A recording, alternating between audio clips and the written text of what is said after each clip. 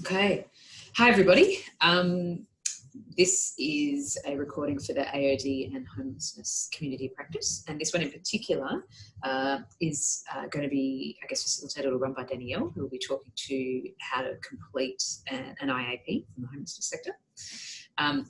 But I just did want to first start by an acknowledgement to country and just to acknowledge whatever country you are on whilst you're watching this video, or while we are creating this video, to just acknowledge the traditional custodians of the land, acknowledge that this land was never ceded, and pay respects to elders past, present and emerging. So I might just remove myself and let you take it away, Danielle. Thank you.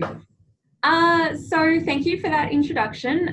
For people who weren't there on the day, my name is Danielle. I work for Launch Housing, which is one of the entry points for the homelessness sector in the Northwest Lazen. Currently I work in service development, so I do things like this. But previously I worked as an IAP coordinator, so I managed one of the entry points. And part of that involved managing the prioritisation list, which means I've both completed and read hundreds and hundreds of initial assessment and planning tools. So that's why they've asked me to speak. One of the things at Making Links that people asked about was whether workers who weren't housing workers could do this tool and how to do it. We get a lot of questions about how to do it well to give the client the best chance of getting a resource from this. So I'm going to go through some of my little tips and tricks and basic information. There's going to be a little bit of information put up on the Basecamp. And if anyone logs on and there's questions, we'll answer those. I'm going to also attempt to show you some things on the screen while I do that, but it's my first time, so if it doesn't work, I apologise. Okay. So just to briefly go over some of the things we covered at Making Links again, just so that we're all on the same page. The homelessness service in Victoria is all managed under a framework called the Opening Doors Framework, and that essentially breaks the state into catchment areas, and each area has an entry point or an access point. Every one of these entry point access points has an IAP service, so that's initial assessment and planning. So in the Northwest, your entry point IAP services would be Launch Housing in Collingwood and the city, Vincent Care in Glenroy, Haven Home Safe in Preston, Unison in Seddon, and Sasha's in Sunshine. I think that's all of them. You also have a specialty entry point, which is in the city called Front Yard, and that's specifically for people under 25. But basically, those are all of the entry points and the places that I'm talking about. There's a lot of other services that do housing work, but those are the ones that are access points into the centralised system. So I do have a cute little map of that. If I can figure out how to share my screens with you, just bear with me one moment. Oh, that was wrong. I believe it. Can you see down the bottom? There's that little. You got it. Yeah, I think so. Oh, do you know why? Because I didn't have the map open. So can you see that map there? No, all we've got is your Zoom screen. Oh, unfortunate. So probably just seeing yourself. No, not even. What you want to do is just get out of, just minimize Zoom and pull up on your screen what you want people to see, so that when you share it, it will automatically go to that. Does that make sense? Now, it should be doing that, but I've obviously done something wrong. I'm going to stop for a minute because I've done something wrong. And I'll try that again in a minute. Okay, one more go at sharing the map for you. Here we go. How's that? Got it. Beautiful. Good Right. job. Okay, so yeah, just to give you an idea, the state's broken into 17 entry points. This little insert here is the metro area. Tiny little one is middle south, and then northwest is these green and pink ones. So that just gives you an idea of how things are broken up. So coming back to you guys, So how this works basically is each entry point controls, or not controls, but is able to refer to services in their area and services that are statewide. So those might be support services, they might be actual housing, they might be crisis short-term accommodation options that come with support. So all of those resources are available across the state, and entry points hold a list of everyone who's waiting for them. And they use the IAP tool to decide who gets those resources, essentially. So when Opening Doors was rolled out, every entry point used the exact same form. And that's been nearly a decade now. So some services and agencies have made amendments to the forms as they will. So you may have slightly different forms depending on where you're working, but most of them should look something like this one. And I'll get you a blank one up. So it should be something that looks a little bit like this. You've got the person's details here. You've got a little bit about their housing needs, their housing history and risk, all of this kind of thing. There is one up on the base camp already that is a quite simple, straightforward one. This is the one Launch uses that has a little bit more detail. But either way, they both kind of ask for the same information. The Launch one just has a few more prompts. So instead of just saying what's this person's needs, it specifically says mental health, general health, disability, just to give you a bit more prompts of what to fill out. So, so where I wanted to start with was telling you what the form can be used for, and particularly what it can be used for by yourselves as AOD workers. So there's 4 real purposes that a form might be used for. Number one is to refer a person to crisis supported accommodation. So that's short-term accommodation, 4 to 8 weeks, where people live and they have a case manager on site and there's support on site and they work on their housing as well as their other goals. In the Northwest or statewide, you're looking at places like Launch South Bank, Flagstaff Crisis Accommodation, Osnum House, Launch East St Kilda Women's, and in the youth sector, there's a really wide range. CAP, Hope Street, Front Yard's got one, I think. There's quite a number in the youth sector. So that's one purpose the form might be used for, to refer people to crisis supported accommodation. Also might be used to refer people to support. It might be used to refer people to transitional housing. And we talked on the day about how for most people, you can't refer someone to transitional unless you're able to also support them through the length of the tenancy. So that's not for every program. The 4th use is one that I think was a bit overlooked on the day, and that's really important, is it can also just be used for general information and introduction. So basically like a warm referral of your client over to the services, letting the service know what you know about your client so that they have accurate information, which the client isn't always willing or able or ready to disclose to a stranger. And they may not have time to delve into the level of detail that you know as the worker. And it also prevents the client from having to retell that information if that's traumatic. So that's kind of the 4 main purposes, and why I think if you have time and capacity, it's really great as a worker who knows a client to fill that form out and send it over to the entry point. Even if the entry point then says, we need to do our own assessment, we need to do our own referral, at least you've sent over that information as a warm referral and there's a starting point. So I've showed you the blank form. What I'd like to now show you is an example, and it is totally fake. If you recognize the situation, rest assured it's just a common fake situation. So I'd like to show you one that's been done. So while I share the screen again, let's go here. So here's an IAP that's been done by a service. And let's make it full screen if we can.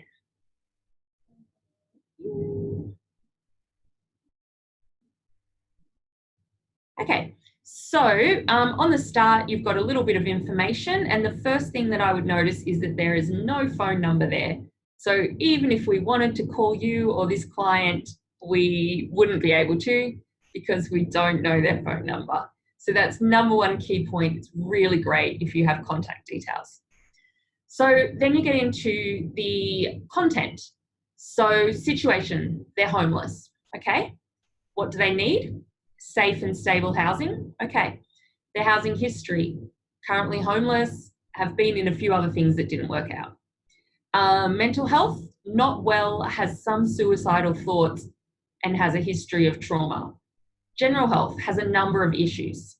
Disability, possible ABI. Drug and alcohol, history of polysubstance, users when they have money to self-medicate.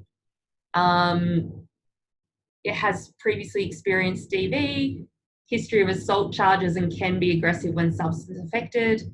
And I'll just continue from there, you know, formal supports, previously had a worker, has a worker at the living room.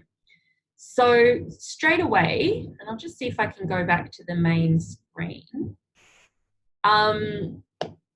Straight away, the first thing I would say there is, while technically they've answered all the questions and everything on there is probably true and accurate, it's not the most helpful for a worker who's trying to make an assessment.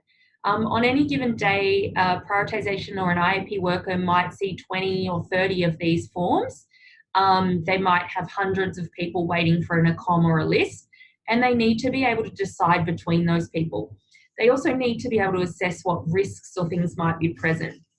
So there's a few gaps in that form that I would say, if you had the time, you could probably improve upon.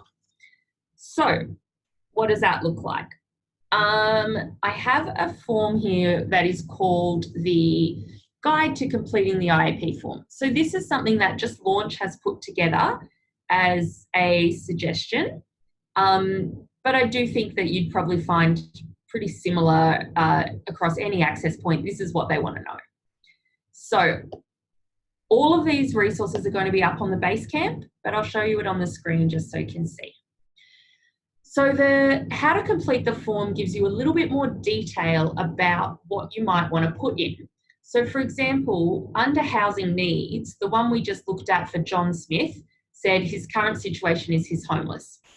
But we could have put a little bit more information there. So we could have put that he's sleeping rough and he's been sleeping rough for 3 weeks. Or we could have put under his housing need, rather than just saying he needs self-housing, we could have said he needs crisis accommodation and with a goal of eventual private rental. Okay, that would be a little bit more helpful in deciding what's there. The same in something like mental health. Rather than writing, what have we written here under mental health? Not doing well, has some suicidal thoughts. If we look at the instruction guide, it might tell you some more useful detail of things like, is there a specific diagnosis? Is there a management plan? If you're writing that someone's had suicidal thoughts, it's really good to include, well, when was the last time that they had suicidal ideation? Because if a crisis accommodation is going to take you in today or tomorrow, they need to know whether that is an active thing that they need to be really concerned and aware of. So that's an example of how you could put a little bit more detail into that. I'm sure looking at the AOD section, history of polysubstance, users when he has money, straight away you as AOD workers, you could probably see that that could use a little bit more information. So what does he have a history of using? How often? What does that look like? Because for some people, that I spend $100 on marijuana if I have it. And for other people, that is, I will spend my entire pay on heroin 3 minutes after I get it. And both of those are fine in terms of they'll both be considered for crisis accommodation. But it helps the workers there to plan who needs it more. It helps them to plan what kind of help they might need and to start that engagement process earlier. So I will put all that stuff up on so you can go through it in a little bit more detail. But I would just like to show you one that's maybe a little bit more of a detailed example. So this one's about someone called Jane. And again, I'll try and get it to the full screen.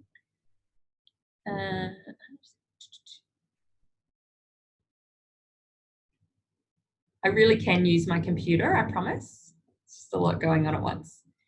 So when we look at Jane's, straight away we can see she's got a phone number, very helpful. We've got Jane has a long history of homelessness resulting from family violence. Oh, sorry, this is actually the wrong one I'm showing you. This is one that looks really messy. That's no good. I'll try and show you the one that looks clean that you can learn from. Where are you? Jane. Oh, and I have misplaced it. My apologies. But basically what we want is a little bit more detail. Is it here? I see where it is. Examples. Jane, not messy. All right, one more try on that one. Sharing screen to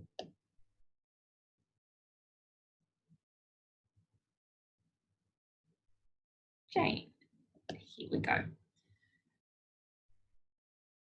View.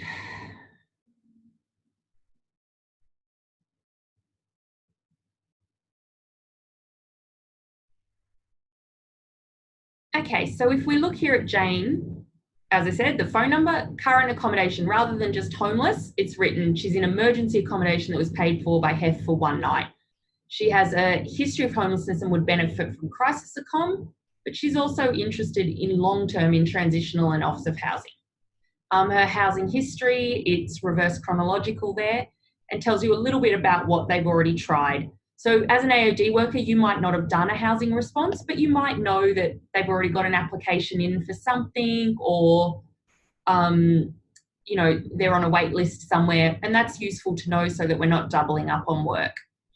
Needs and risks, rather than just saying she has some mental health issues, it's telling you her diagnosis, and she's currently presenting. So in this case, she has a diagnosis of schizophrenia, but currently stable and presenting without psychotic symptoms. It tells you what her medication is, and also tells you that she's engaging with her medication treatment plan. So a lot of time people aren't, and that's useful to know. It tells you who her support worker is and her history of medication. So you can just see in general a lot more detail. Again, in the AOD section, you can see a lot more detail than just polysubstance. It's specifically saying daily cannabis, IV heroin when she's paid. It's limited by her funds from trustees. Just a little bit more detail. And one thing that I really love, it says she's not linked to AOD, but is open to being referred. So it's really good to know that.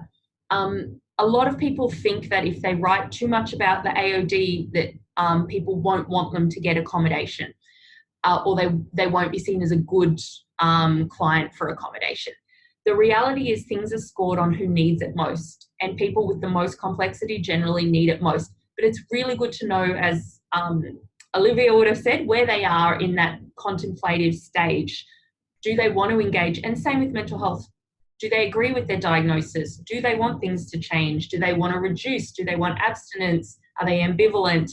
None of this will stop them getting in. It will just help people plan how to work with it and where they might be. So because we've only got a brief bit of time, I'm rushing a little bit, but as I said, all of these will be up on there for you to have a bit more of a look through. So then I wanted to just quietly or quickly give you some little tips that maybe aren't exactly covered in the standard how to do this form.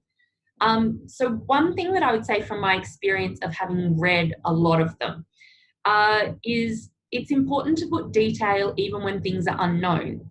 So if there's a heading that says mental health and you leave it blank, as the person assessing that, the first thing I'm going to assume is, well, you don't know about their mental health or you didn't ask, rather than what you probably meant, which is that they don't have any mental health issues. So it's really good, even if there's nothing to be said, that you write, asked about mental health and there were no issues, or discussed it but client didn't want to just disclose anything, or there's historical information from a hospital discharge summary that there are this, but client denies that. anything, rather than just leaving things blank. If you leave things blank, people will assume that there's that you just didn't ask or you didn't look into it. And at the end of the day, they're not going to be prioritised over someone who's provided a lot more information. Having said that, I don't want details of all of someone's trauma. So I don't need to know every drug they've taken and all of the details of all of that. It is good to know what their current use is, maybe how long it's been going on for and what you've tried. But I don't need to know today they took heroin, yesterday they took ice, last week they took this, some days they take. And the same with trauma, or housing history, for example.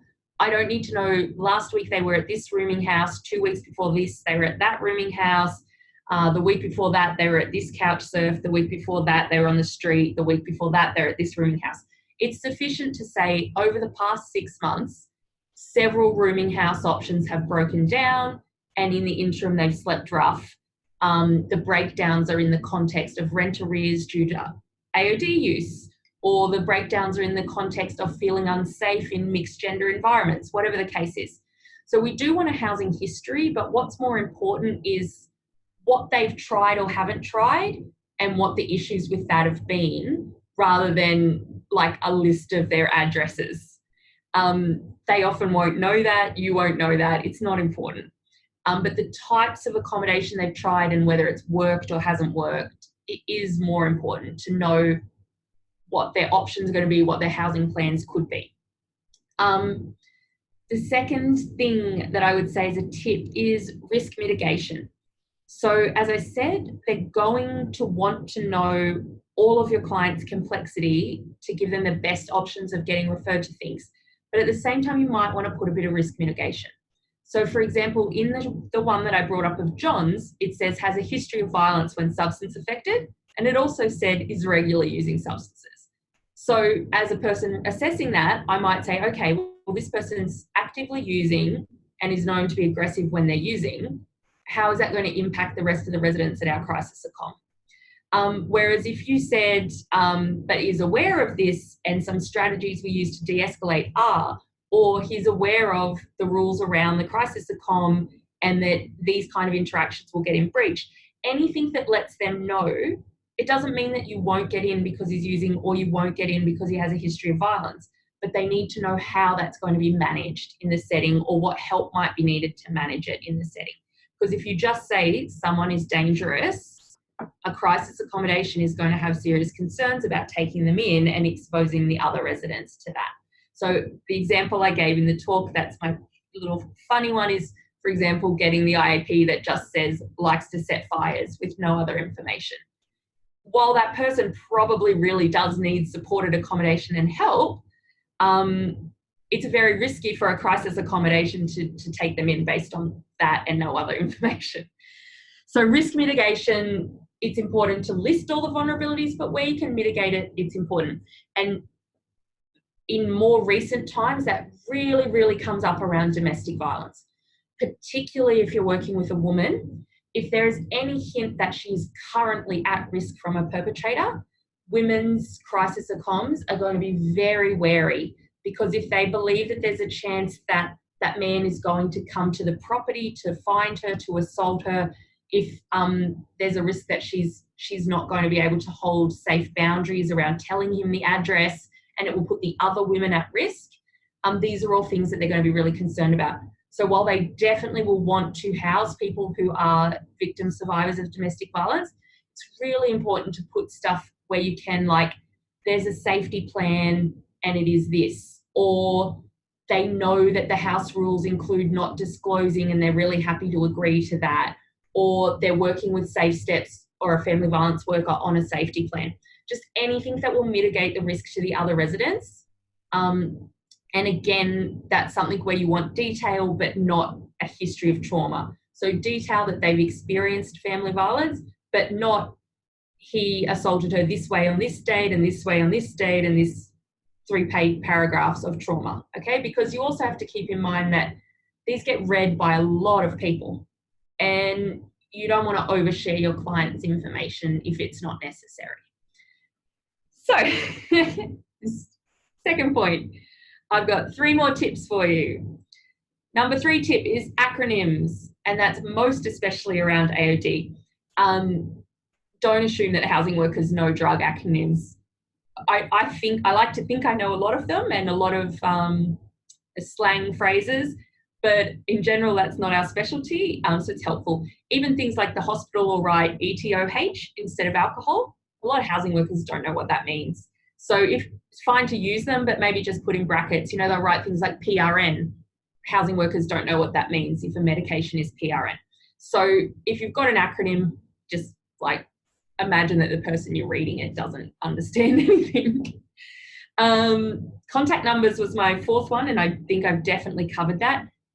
If your client has a phone number, make sure it's on there. If they don't and you're willing to put your number, please do that.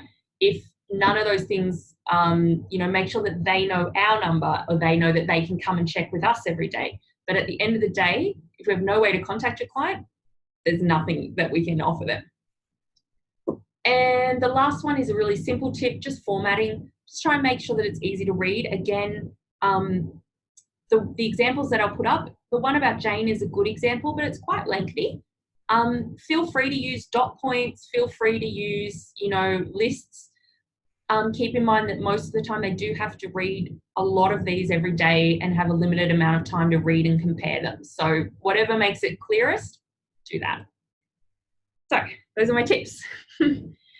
The last 3 kind of topics I wanted to cover, and maybe you can jump in for a second and let me know how much time I have, Naomi. There's about 3 minutes left, but it doesn't matter if you go over, because we're still recording. All right, so I am going to go a little bit over, and I apologize. One thing that people have a lot of questions about is, okay, how are these actually assessed? What's important information? So we do sort of score them, which is because, again, we have hundreds. They will get kind of scored. And so I'm not really able to share the scoring tools, and they'll be different at every service, but I will give you some idea of what's on ours. So I have one here printed for me, and it is, I definitely have one.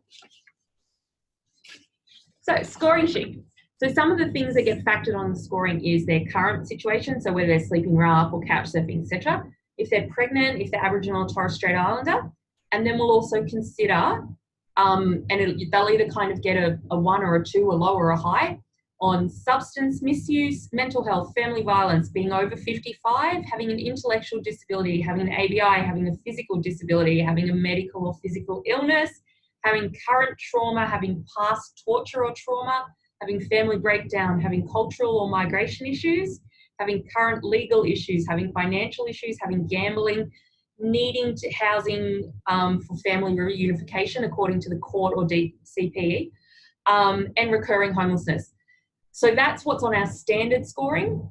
And then they'll also factor in other things in the back of their mind, usually that aren't covered in there, like what people's other options are, if people have other supports, if people are LGBTI or trans or in some other sort of minority situation that makes their housing even more difficult, their housing options even less, if they have a history of barring and exclusions that makes their options even less. All of those things will be considered. So I wrote some really brief scenarios to describe 3 clients. So maybe Naomi, you can, Naomi, you can answer this one for me. But let's say we have 3 clients. So we've got client A, Sally. She's pregnant, she's Aboriginal, she's sleeping rough, she's heavily using drug and alcohol. She's been homeless a lot of her life, and she has an ABI. Okay? Got a picture of her in your head? All right. Client number 2. Client number 2 is an older gentleman. He's a refugee who's got a history of torture and trauma, and he's on no income at the moment because of his visa. He has some AOD issues, mainly alcohol, but it's quite heavy.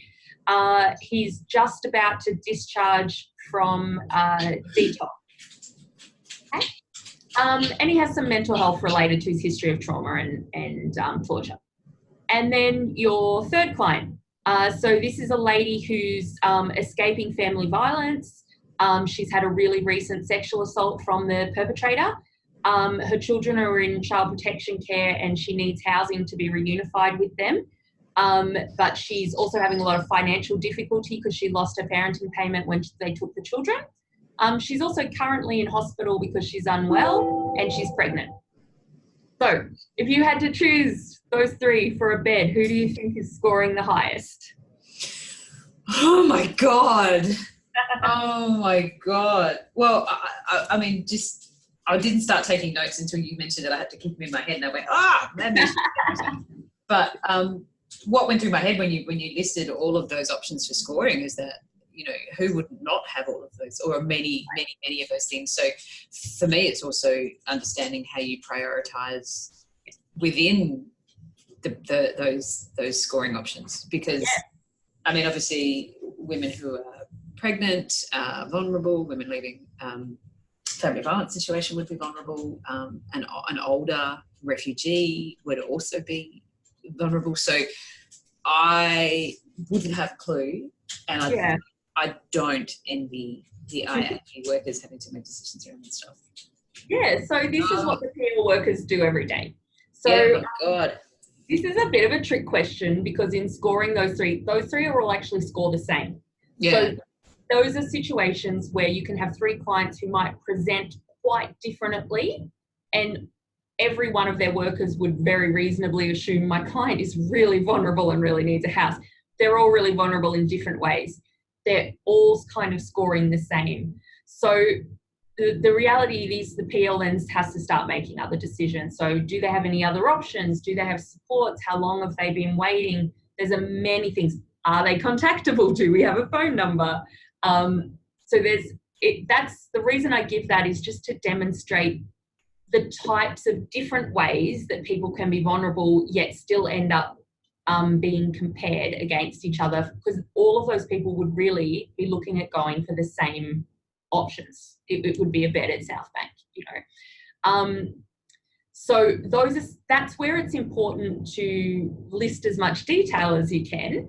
But I don't need the whole history of this refugee's torture history, but maybe one sentence that has been an experience and he needs support linking in, or he's currently getting support linking in and he needs stable housing to continue accessing appointments. That's what's useful in the IAP document. So I don't need sort of the sob story, as it were, because we all know that these are really traumatic and horrible things. We don't need those kind of details, but it is really important to list as much as you can, because as you noted, Naomi, the clients who are getting into most things have so many of these things going on at once. They really are the people who have 5, 6, 7, 8 of these things going on at the same time. So that's just my little throw out game around how we score. They'll also ask additional questions on the day, like if there's current suicidal ideation or current psychosis or current family violent risk, they might ask a few questions about that. So the last two things are about how often do we need to resend or do this, and why should we do it? So in terms of how long you should resend and do that, with launch, the idea is that you send it once, and then that you tell us what you want them to be considered for. So accommodation, support, both. You send it once, we keep them on the list until they get that thing, or until you tell us they don't need to be on the list anymore. For some other entry points, it may be the case that they want you to send it when the vacancy is available, and you probably just need to liaise with your entry point about which is the better process. But for launch, definitely, and for most of the bigger entry points, the idea is that you send it off once and then they stay on the list until they get what they need. Obviously, we have a lot more people on the list than we have resources. So one of the things our PL team does a lot of their time, spends a lot of their time on, is checking that things are up to date. So they will ring you or your client, and personally, I usually try and ring the worker first if there's worker details. We will try and do that at least once a month, if not more often, to check that everything that's on there is still accurate, still the right situation, and that their phone number's current and that we can still find them. There is absolutely no point if they are not coming into our service and we can't find them. There's no point, because how will we offer them anything when it comes up? So we will, yeah. So could I ask a quick question there? So when you're doing that, if their situation has changed and it's become more complex, there's a number of other variables that have come into play. Would that possibly then shift their score and shift their? Oh, absolutely. Place? Yeah, cool. Okay. You rang someone and they told us all these things have changed. So if the PL team rings and you just say, oh yeah, my situation's the same, but I recently got a traffic fine, we might just update them. But if they say, oh, it's changed a lot, we might say, well, look, go back to the worker or come into the office and do a proper update of how all your situations change, because it might impact what you need or your chances of getting the thing that you need. Yeah, so cool. We'll try and make sure that we've always got something up to date within at least a month. And so you will potentially get calls or the worker. And the reason I'll try and call the worker first is because it's really challenging sometimes to call the client and say, hey, do you still want crisis accommodation? And is your situation the same? They'll say, yes, I'm on the street, I'm still desperate. And you'll say, okay, well, I don't have any, but I was just checking if you still wanted it. That's a really, I don't like doing that if I don't need to. So I'll usually try and call the worker first and get that information, but we'll call the client if it's appropriate. Absolutely. So that's that. With Launch, kind of send it once. With the other agencies, check what they want you to do. But it's good to always keep them up to date, and definitely update if there's a major change. And number 9, the last thing for this little session is the benefits of you as an AOD worker doing this rather than just sending them into IAP to do it, because it is IAP's job to complete this tool. So why should you do it? So there's a couple benefits to that to me.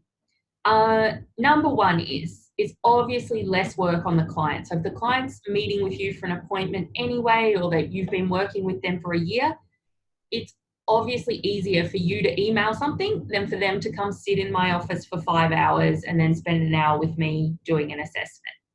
And often they may be sitting for 5 hours because there's a big queue. I think on the day they showed a photo of Sasha's queue at 8 in the morning. They may not even get seen if it's not that urgent, or if there's no options for them that day. So in terms of client runaround, it's easier if a worker can do it and email it. The second benefit, particularly with AOD mental health, is that you may be able to give us slightly more accurate information, particularly too if they're quite unwell or they've got an ABI or something else.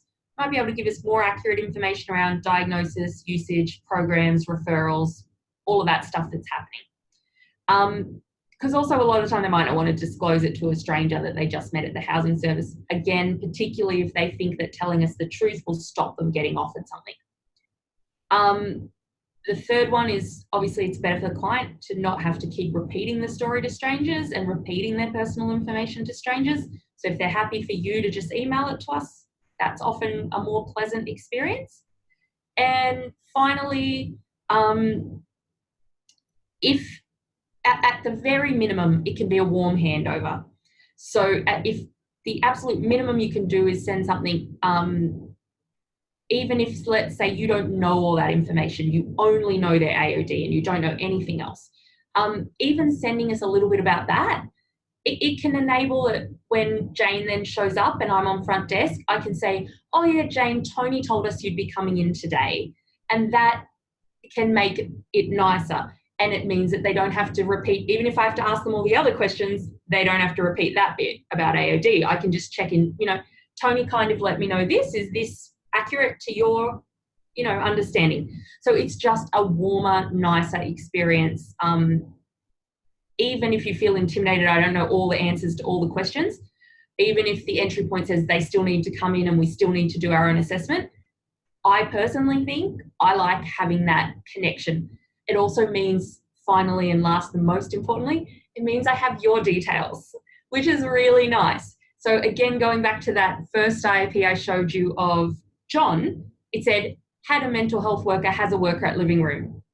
Great. If I need to talk to John's worker, I don't have a name, I don't have a program, I don't have a phone number. And oftentimes the client can't give that to you. Or if I want to contact you to try and get them an offer because I can't find them, it's very useful to know your name or your program or your phone number. So if you send through an email with the IAP, then I have your details, which is great. So those are my tips and tricks on doing the IAP. Any questions from the audience? Just me. That was super helpful. That was so comprehensive. No, it was. And I think it's those things you spoke about, particularly at the end there around, even if there are any small things, even if it's only about that client feeling welcomed into the service because they understand that their workers are talking to each other, or that there's an interconnection between the two. Like, I think that's super important. And again, even if it's just that very, very small human or humane touch in what is a really complex, difficult, awful experience, that means a lot. That absolutely means a lot. I don't think you can discount that. But and particularly we have so when not every entry point's physically laid out differently, but for example, the one that I worked at, we're asking people those initial questions when they walk in the door in front of the whole waiting room. So come in and they've just left detox, or they've come from safe steps and family violence, and they come up to the front desk and they have to tell you, I'm here because I'm fleeing family violence or whatever, in front of everybody. It's often a lot times nicer if I can say to a woman, oh, hey, Jane, yep, safe steps let me know you'd be on your way in. You can just have a seat and I'll read through the information they sent me. Then she knows she doesn't have to come up in front of everybody and tell me everything. And I might be able to just ask her a few questions more delicately than if she walks in just cold and has to tell me her whole story. Yeah, absolutely. Yeah. And I think, what you've shared in terms of what would be useful information and what you do with that information at your end is also really, really helpful. So that sense of the level of analysis that goes into it can make a really big difference. And I guess it's from an AOD worker perspective, if they're filling it out, and vice versa, if there's going to be any homelessness workers filling out any AOD forms, is that sense of understanding your audience. Who are you completing this for?